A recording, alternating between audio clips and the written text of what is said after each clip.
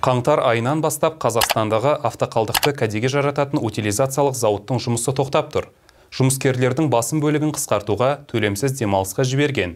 Мемлекеттік бағдарламаға сеніп, көлігін утилизацияға тапсырған азаматтар да қаңтардан бастап өтемақы ала алмауда. Қос тарапты да тыңдап көрдік. Бұл адамдардың барлығы қаңтар айының басында ескі машиналарды қайта өңдеуге тапсырды.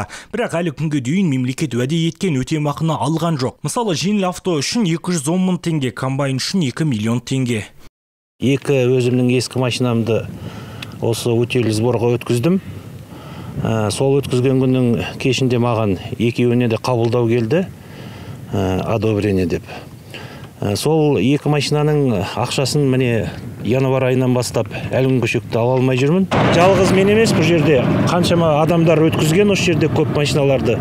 Сол кісілердің бәрі осы ақшаларын ала алмай, итырық болып жүгіріп, қайда барарларын білмей жүр. Соны осы өкімет қолына алып, осы халықтың ақшасын қолына қайтарып берсе деп сұраймын. Онымен қоса жұмыссыз қалғандардың да жан айқайы тыңдалды. Эвакуатор жүргізушісімін. Осы заводқа машиналар әкеліп тапсырып атады. Сол кісілердің ақшасымен мен машинасын әкеліп берем, ақшасын алам. Сол ақшаға мен өзім семьямды асырап отырмын.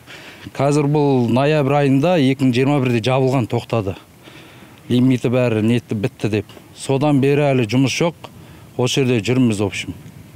Не ашылмайды, не ешкім тапсырмайды, звондасақ көтермейді телефондарын. Бір расследование жүріп атыр дейді. После расследования ашылады деп отыр. Бірақ білмейміз не расследование екенін. Бұл автокөліктерді кәдеге жарату зауыты бүкіл орталық Азиядағы жалғыз утилизациялық зауыт. 20 қалада қабылдау пункттері болды. Содан кейін брикеттердегі автохламдар осында келінді және өңделді. Қаңтардан бастап бұл жер тыныш. Директордың айтуынша, бірақ 300 адамнан тұратын топты 75-ке дейін қысқартуға мәжбүр болған. С января года мы приостановились. Қаңтар айынан бастап біз қылмыстық іс қозғалғанына байланысты тоқтадық, бірақ дәлелденбеді. Біз президентіміз Қасым-Жомарт Кемелұлына оның келуін сұрап өтініш білдіргіміз келеді. Біздің хаттарымызды мақұлдап, біз барлық ұсыныстарымызға түсіністікпен қарап, адамдарға жұмыс істеуге мүмкіндік беруін тілейміз.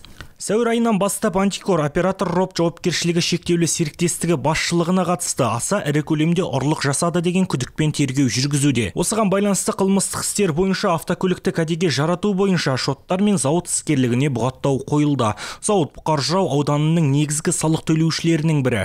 В вопросе стоит вообще жизнедеятельность. Сұрақ өмір сүру туралы, болашақта зауыттың болуы туралы. Егер біз бәрін жоғалтсақ, бұл бүкіл қайта өңдеу саласы үшін, аудан үшін үлкен соққы болады.